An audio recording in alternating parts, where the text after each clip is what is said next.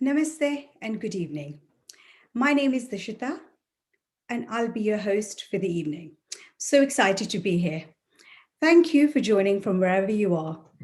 For all of you who are unfamiliar with the platform, Vichar Manthan, or VM for short, is a Sanskrit phrase which translates to churning of ideas, which is exactly what we aim to do rather than providing clear-cut answers. Every 2 to 3 weeks, we explore and discuss the toughest challenges that faces the British society.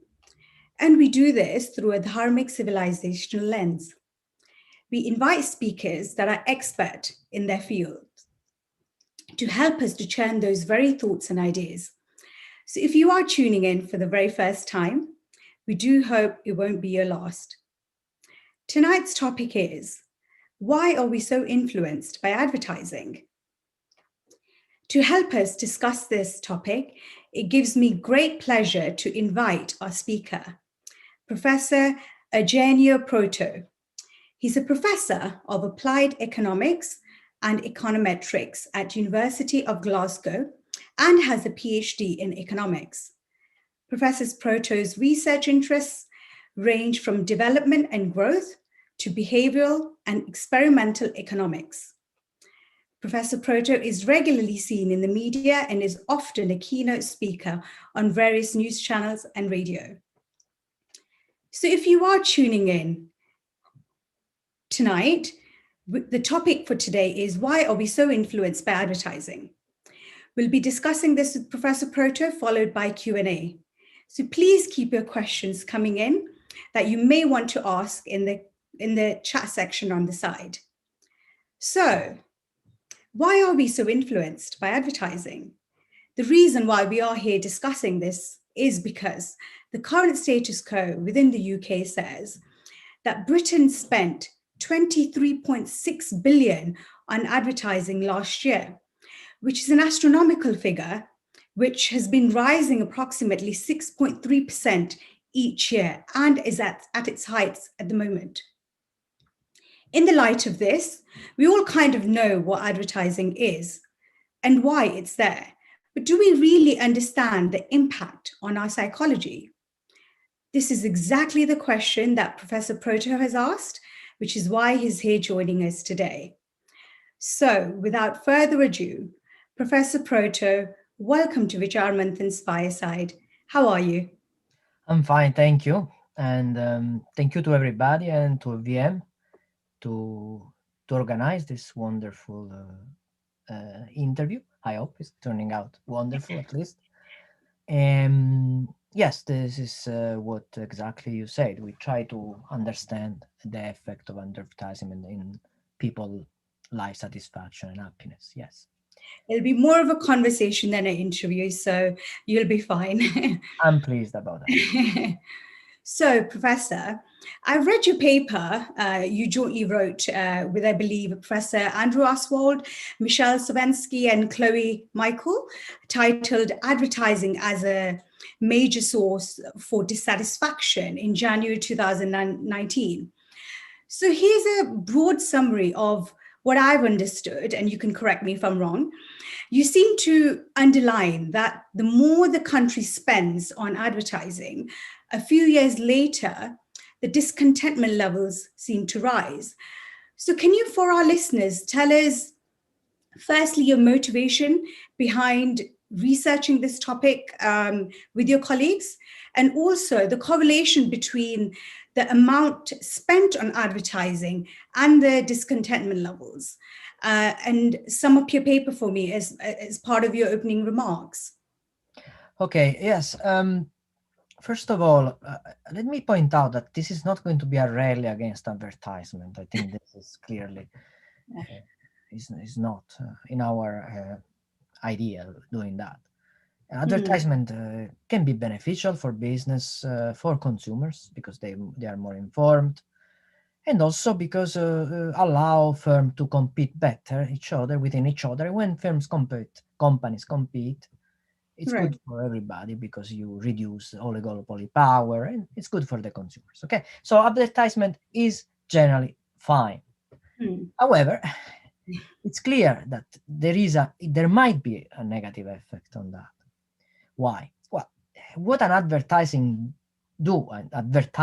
does, I think there is consensus about that, is generate a bit of unsatisfaction, in the sense that the message is to say, you want to consume this good because it will it will complete you. So you lack of this, you need to get it, and other people got it and they are happy. So you might be happier than that. Okay, so it twists a bit your aspiration. Okay, to an extent. Well, as you said, we are bombarded with this advertisement all the time. So it's clear that all this bad little bit of negative feeling, it could have an effect on our in general well-being. Okay, this is our hypothesis, and we try to look in the data if there was any sign of this. Now we have used some data which do you want me to illustrate the data a bit quickly so that I can be a bit more precise? Yes, of course. Yeah. So you can then send the first slide. These are typical data on happiness or life satisfaction, as you can see here. Okay, these are from the they are measured between 0 and 10, when 0 means completely unsatisfied and 10 means very satisfied. And this is what you typically observe. People are in average satisfied, rather satisfied. They say 5, 6, 7, but clearly there are people also that are very, very unsatisfied. And this is quite similar across the area of the world, with some little difference, which is behind the scope of this interview to illustrate. Okay, these are the data, self-report satisfaction. Now, if you can send the second slide, please. Okay, this is a bit the correlation Dishita talked about before.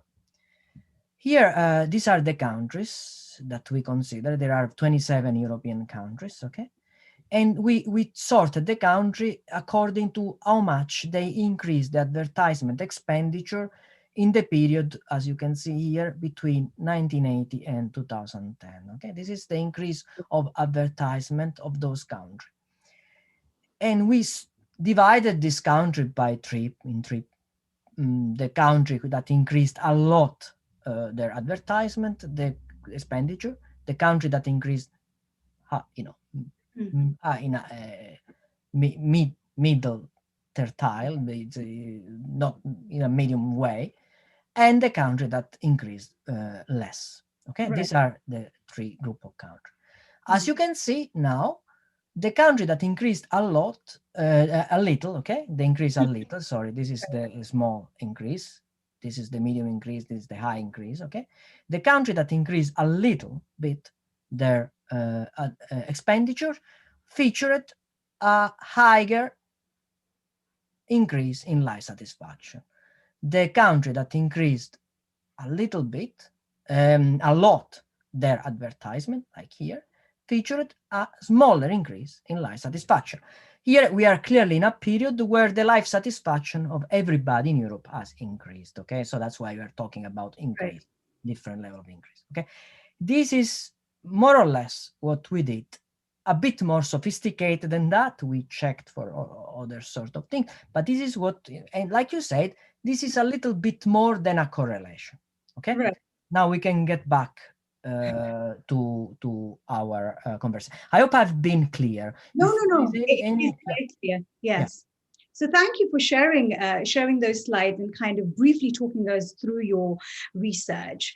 So just for the audience, if you can, in your own words, define what you mean by advertising, especially in comparison to marketing or public relations, PR as we know it.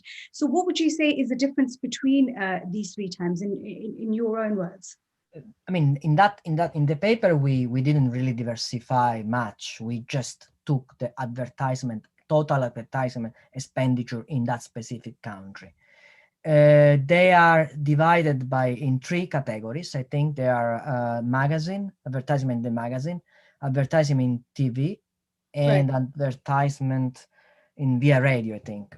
That were the thing. But we are talking about total expenditure of advertisement. Clearly, I mean, we this is the analysis was very general. Okay, so it's I can tell you which one they are the advertisement that you might think Hmm. have a worse effect on your satisfaction, but the analysis was very general. Right. Okay. So I just want to dig into some of your results that you've kind of presented in the paper. So, Professor, how reliable is your data and how is the data even collected? Can you tell me a little bit about that? Okay, the data that we used are two sources of data. One data are the Eurobarometer, which is the main survey, European survey. Okay, Okay. it's the main European survey. We are talking about almost 1 million responders. Okay, That's a significant yeah, amount. in within 20 years. Okay, and that's in 27 countries. So it's a Right. lot of people. So it's Yeah. a good sample.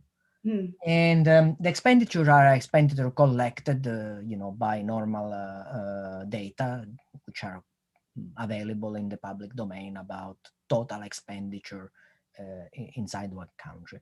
I don't think this data can be biased in any way or can be noised in any way. They are very, very standard data, if I may say that. And people are asked their question about satisfaction via survey. It's a very standard question. People are asked how satisfied you are between 1 and 10, but in this case, in the Eurobarometer, is between 1 and 4. And this is the way the data are collected. Okay, so Right. yeah. How, I mean, the number you said is quite a sum of number. How do you convince 1 million people to take part in such a Yeah, it's the European Union that do that. The European Union, they like to test the pulse of their inhabitants. I think all countries, also in the United States, you have something that look like that. Yeah. And they organize this big there are organization there that organize this big collection every year or every few years. Yeah, we are monitored. We are monitored very, very closely. Yes, by the government. Yeah. Okay.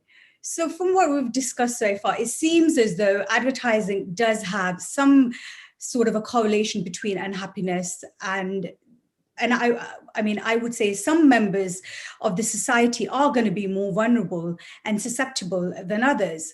So, what effect do you think that advertising has on the more vulnerable? And I'm thinking about people maybe who are suffering from anxiety, depression, especially within the current climate that we're in with lockdown and people going through a lot of mental health issues or even lack of confidence. What effect do you think advertising has on them? Well, I think that the more somebody is weak, sensitive, or for some reason has problem with anxiety, or it's already in a bad situation, is more vulnerable Hmm. to this effect that I talked about. There is no, and the problem is that of advertisement is that it target everybody indiscriminately. Okay, you cannot Yeah. really shield some people from advertisement. You can do to an extent, but not that much. So it's clearly an issue, and it's clearly. I mean, there are people who are stronger or people who are normal. They make sense of it. They say, "Fine, it's just an advertisement. I don't have to feel bad about that." But there are other people who are more sensitive. They are more weak in a specific moment of their life that are in principle more vulnerable, and they can be this effect can be stronger for them. Actually, I would also add that there is Right. another problem now: the social. I mean, the social is not only that the social doesn't really shield vulnerable people; it does opposite. Actually, it probably might target people who are more vulnerable. I mean, they don't do because they are nasty, right? They don't do Yeah.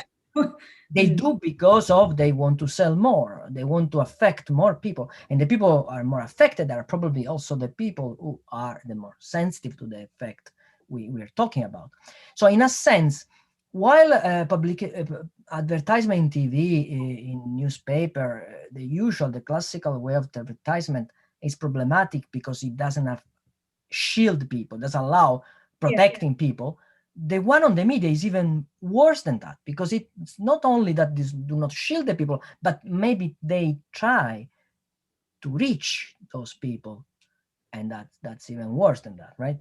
So that's really interesting you say that. So what you're saying basically is that the advertising is almost targeted towards the more vulnerable. The social, it might be the case. It might be. We don't know what are the algorithmic, but using the logic, I mean, I don't have any proof about that. Okay, it's my opinion. I'm using the logic. But using the logic, it might be that the algorithm behind the fact that you can see an advertisement or not, it's such that it target people are more sensitive. Right. Yeah. It's really interesting.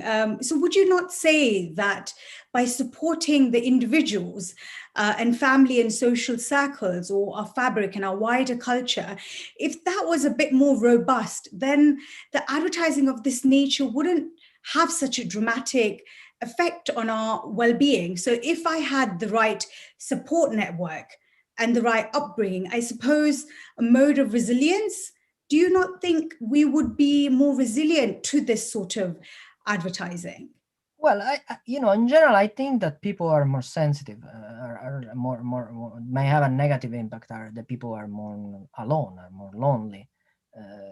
Possibly, it's a plausible hypothesis. Yeah, it's a plausible way.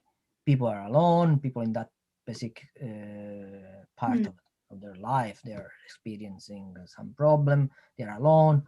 They don't have a big network of friends or family behind. Yes, it's a very plausible possibility. Yeah, and the problem is that the algorithm can somehow spot this situation. It's not a conspiracy theory. You see, it's not.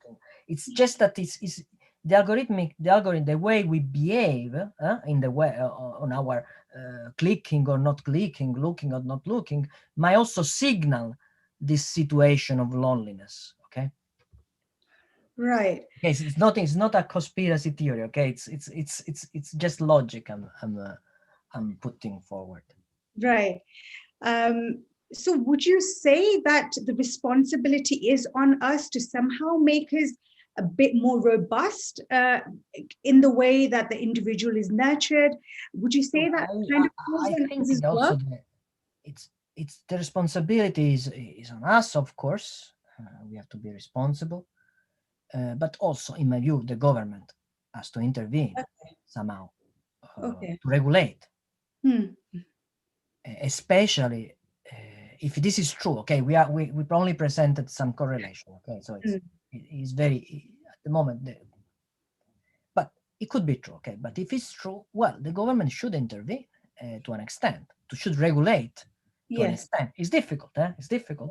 I mean, the government regulate the environment. Okay, the pollution can regulate the pollution. It has some regulation that prevent companies to pollute too much. Okay, but a bit the same logic apply here. If an advertisement pollute in a sense that I talked about too much, well, it could intervene, regulate the advertisement, regulate the way the social target some category of people, the message sent. It's very difficult. Okay, we have to be very careful about these things, because pollution is relatively simple to spot. This sort of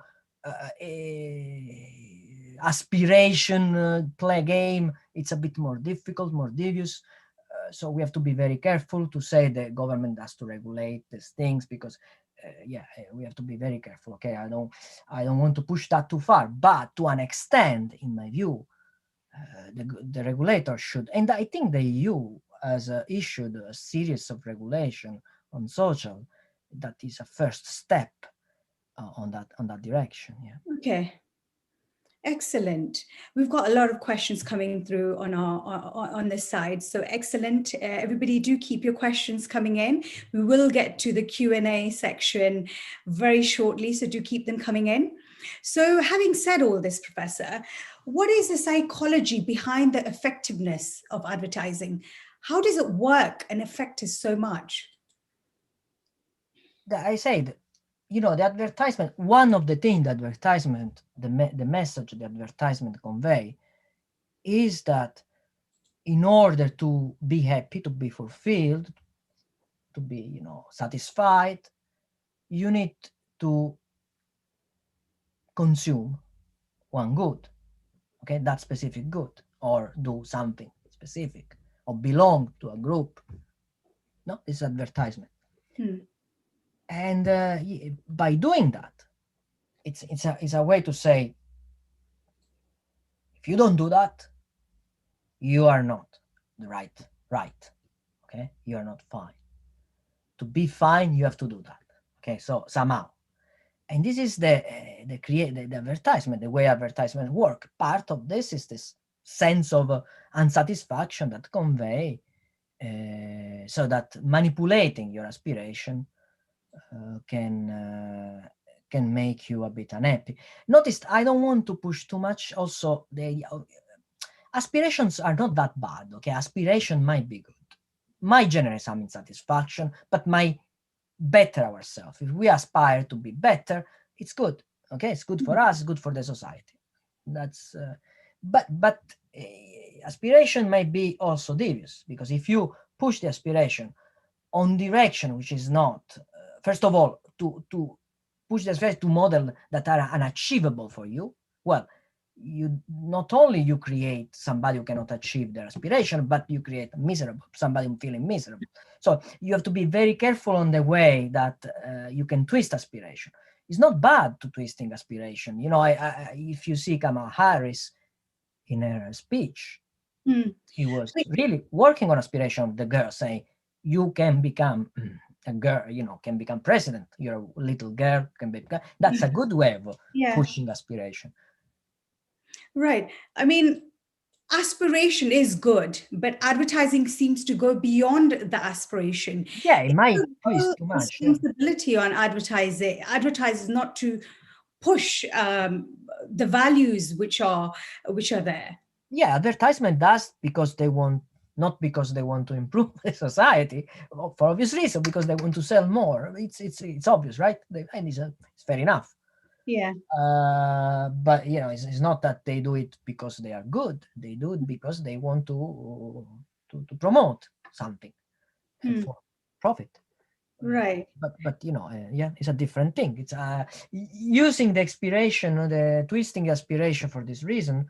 It could lead to unsatisfaction and generate a group of people feel miserable because they cannot achieve that thing.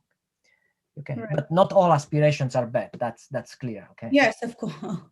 Yes, of course. Yeah. We're coming towards probably the end of our conversation. We've got a lot of questions coming in. Before we do go on to the Q&A, as for pretty much our last questions, if you're saying that there is a strong correlation between advertising and discontentment, and thereby the effects of advertising leads to a sadder society, so then what would you say is the appropriate response or solution, do you think? There is a term called dharma within the Indian tradition. This word, broadly speaking, is about finding balance in one's life. So I suppose that's what I'm asking you. What is the sustainable response to advertising? Well, as I said, in my view, but this is part of my culture, you see, government should intervene somehow, okay, and regulate this everything that could harm. There is something, economists, when they generate this side effect, when you have this side effect, like pollution, there is something which is called pigu tax, which is a tax that the government levy, and the money collected should go to the people who have been affected negatively. Okay, that's the pigu tax, to try to solve this side effect, which is called externality. Well, pollution is easy, is relatively easy to detect and to assess. Twisting aspiration is very difficult. Okay, so that's a bit more difficult. So I wouldn't go that far to say, the government should tax more the advertisement and give back the money to the people who feel miserable. That would be bit difficult, but something similar one can think about. Okay, so at least somebody can think about that maybe advertisement could be subject to some form of special taxation, at least. Or, but in my view, what is more effective, it should be more effective, more than taxing, which is a bit difficult. It's really regulating, even with some ethic code, not necessarily some compulsory law, also some conduct, ethical, like with environmental situation. Now you have firms that have adopted some sort of ethic because it's good, because they are considered. So in this respect, also things that are a bit more voluntary. Okay, the firm that there is an agreement in the society that advertisement can be too bad for the reason we said. Well, it might be that the same company can start to self-regulate themselves. Not because they are altruistic, no, but because they like to keep the image of somebody who's not really harming other people. And of course, I want also to say that you are right. The individual, have to do something, okay, to shield it, him or herself about this effect. So I understand what is your message, the message you want to convey, and I agree that we have to be aware of this negative effect and take a step back and say, well, these are materialistic desire. We would like to think about it's not everything in life being materialistic desire. We should start to think about something a bit more spiritual. I understand that, and I think there is a value of that, of course. Okay, and this sort of conversation, the one we are having, probably will lead to these things. Maybe it should be more than that. We should be more bigger than that. I know many people are listening to us, but probably we should do these things should be done at a larger scale. But this discussion is good to have it. We should maybe have awards for best positive advertising or something. And I believe there is within the advertising world the lions which have kind of pushed for Lion for Good awards, which obviously pushes advertising agencies to do something which is going to benefit the society as well. So that is kind of there. Maybe the government can regulate this, and obviously the ownership does come on us, like you said as well. But you seem to be saying that the government regulation is something that should be pushed. I think it's the government is trying to regulate advertisement, especially on the social, because it's obvious that you have a reason for doing that, because they can be very manipulative, the social. And then also at some point, if it's widespread, the feeling in the society that advertising can lead to a negative effect, as for example pollution, well, companies can start on their own to promote a more human advertisement. Okay, that's a possibility. As long as you create a consensus in the society, the companies that they like to be considered progressive, it works. It can work like that. Yeah. Yes. Thank you. It's been a lovely conversation. We're learning loads, but we have got a lot of questions coming through. So I will now move on to our Q&A section. So let's have a look. So we've got a very interesting question from somebody called Dine. Does advertising produce dissatisfaction or reminders of dissatisfaction we already have? Well, it can be both. Like we said, if you are vulnerable, if you are a bit more depressed, in a negative period, you are alone. Well, it can do also that. It can remind you that you are somebody who has a problem, and then suggest that you can get out of this problem in a bit hidden way, but suggesting that you can go out of this problem by buying something.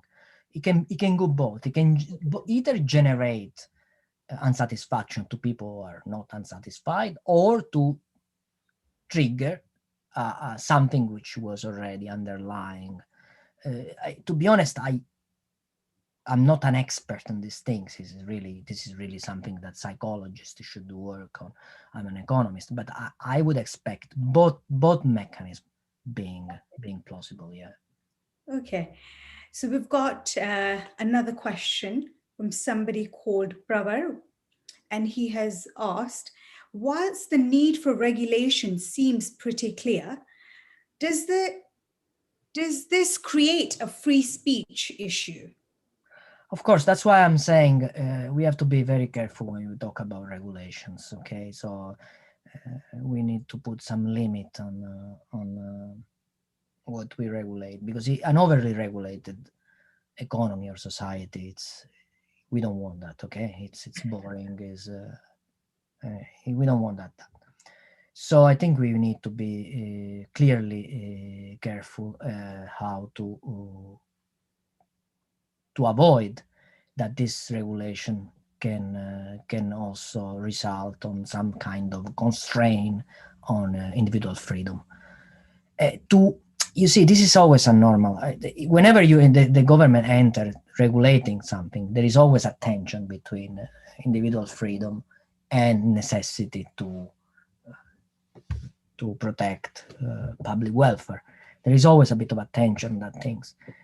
Clearly, there should be the choice where you put yourself toward more protection or more freedom is political. It should be decided in a political way by people that have been elected. I think this is the answer in a democracy. Okay, so we have another one here by Sham. Is advertising to be more humane by companies? What is your definition or framework for humane advertising? No, I'm saying don't push too much the idea that if you don't drive a top car, I don't want to do advertisement myself, you are not good. Okay, that's trying to avoid to push to work on that thing, being a bit more ironic. Sometimes advertisement can be funny and ironic. Probably that could be a bit better, but clearly avoiding to show that to say that you have that specific watch, so you are a successful person. If you don't have that watch, you are not successful. Okay, this generate things. While when you avoid this to send this message, maybe you are less effective, but you are more humane. Again, here you really need to talk to an expert on marketing. That I'm sure an expert on marketing, they know very well what are the trigger. Okay, what are the way to trigger the sense of satisfaction or dissatisfaction? Okay, I'm sure there are marketing studies on this issue. Yeah. Thank you very much. We've got another one here from Sam. Does an individualistic culture make us more prone to negative effects of adverts? This is a great question. I think it's a very good question. And I would say yes. I think a yes. Why? I mean, individualistic culture is a culture where it promotes your energy, your individual energy. Okay, that's while a collectivistic culture is a culture that promotes more solidarity, help, altruism. They are good and bad. Okay, on both. Now, if you take a highly individualistic culture, well, the highly individualistic culture is where the individual has to be successful. Okay, so it's the idea behind an overly individualistic culture is the fact that an individual is fulfilled when he's successful, when he's better than everybody else, And this is the sort of environment created by some specific advertisement. On top of that, a very individualistic society is also a society where there are losers. And like already we said, sorry, loser, I don't want, let me put things, okay, loser, we understand what we mean, okay? There are clearly in an individual, you have, according to that value, you have winners, you have losers.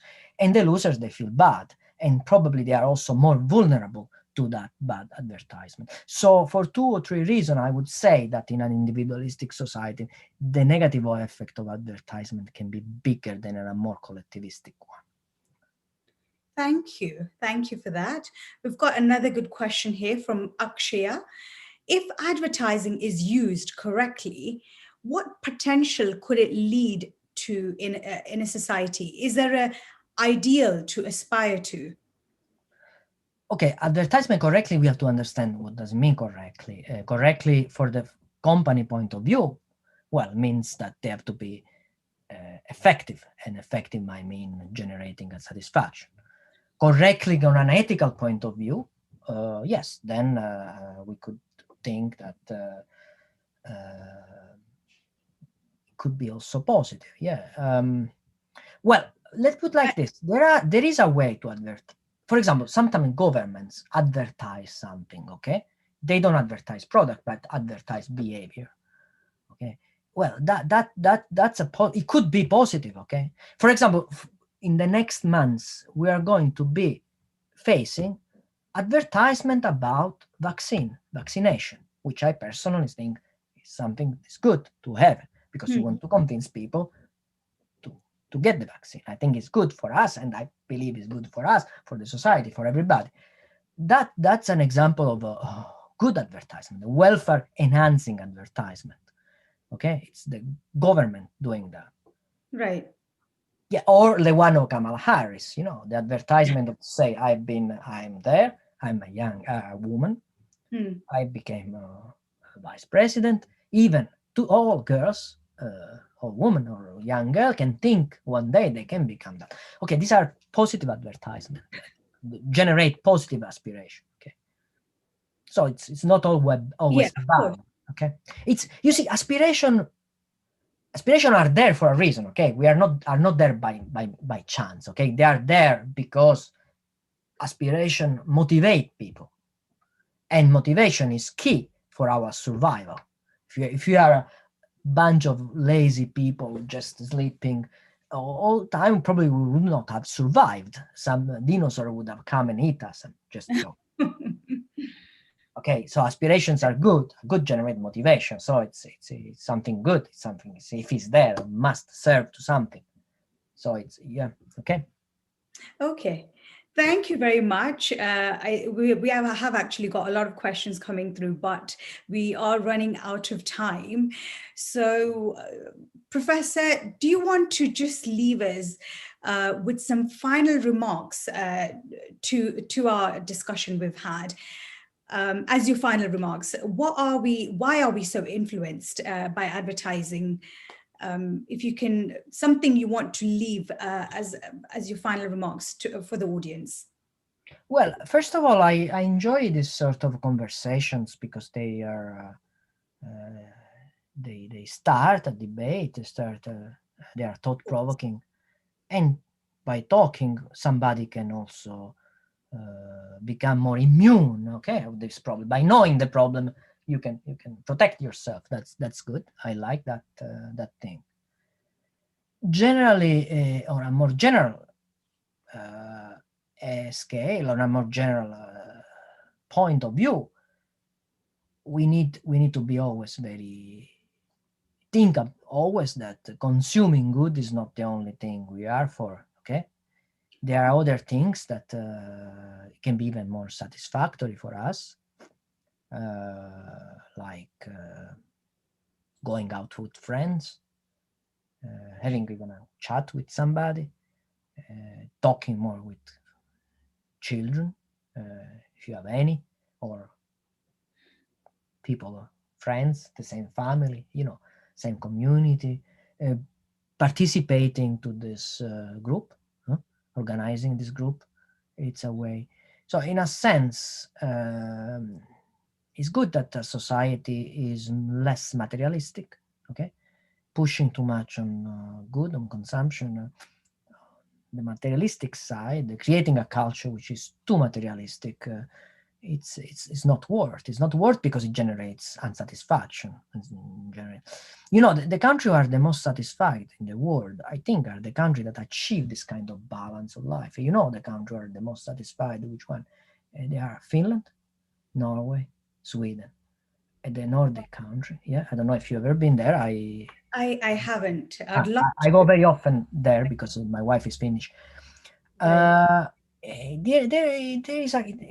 a country that find a good balance between materialistic consumption, but also some sort of a sense of belonging and trying to, they found maybe a good balance. They don't, for example, their working hours are very human. They are not very.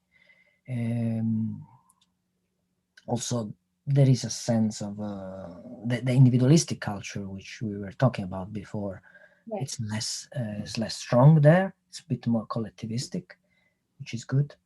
Okay. So I would if you tell me which one is the model to follow, well, I would tell you, look at the European Nordic countries. Okay, excellent. Not been there, but definitely is on my radar, so I will look into that. Thank you so much. I hope you've gained a deeper insight from tonight's discussion. I definitely have learned a lot, and I hope you feel inspired to rethink each time you do click on the pay button at checkout on a digital platform or in a department store, and reflect on whether the item is something that will sustain your lifestyle or will it be a hindrance unknowingly. My apologies if I've not been able to answer some of your questions. I do urge you to take these questions to your family and friends and have your own month-end around a coffee or dining table like Professor Proto and I have had today. Professor Proto, thank you so much for taking the time to be with us today. It's been an absolute pleasure. Thanks to you. Thank you. A special thank you to our audience who've been wonderful. They've been engaged and sending us a lot of questions. If you have been left with more questions and no answers, then we've done our job. As we here at Vicharamanthan, we don't intend to give you solutions, but rather leave you with thoughts and ideas that you may not have explored before and now want to go away and further explore. Last but not the least, a special thank you to our well-wishers. Without your support, we would not be here today. If you would like to become a well-wisher with a monthly contribution or a one-off contribution, please feel free to visit our website called vicharamanthan.org. If you'd like to get involved with the Vicharamanthan itself at our local chapter level, please, again, the information is on our website, and we do have quite a few book clubs across the country where you can get involved and invest in ideas that really matter. We do have a Vicharamanthan YouTube channel, as you can see, that you've logged in from right now. We have a lot of our previously recorded events on there. So if you want to occasionally binge watch through our channel instead of Netflix and gain a deeper insight into issues facing the British society at large or the world today, do like and subscribe and stay updated. We will be back in 3 weeks on our next Vicharamanthan. The topic is artificial intelligence and surveillance. Who is watching your movements and messages, man or a machine? That is on Friday, the 4th of December at 7 p.m. I hope to see you all there. Please log in and register for the event on Vicharamanthan's Facebook page. I hope you have a lovely evening. Stay safe. Namaste.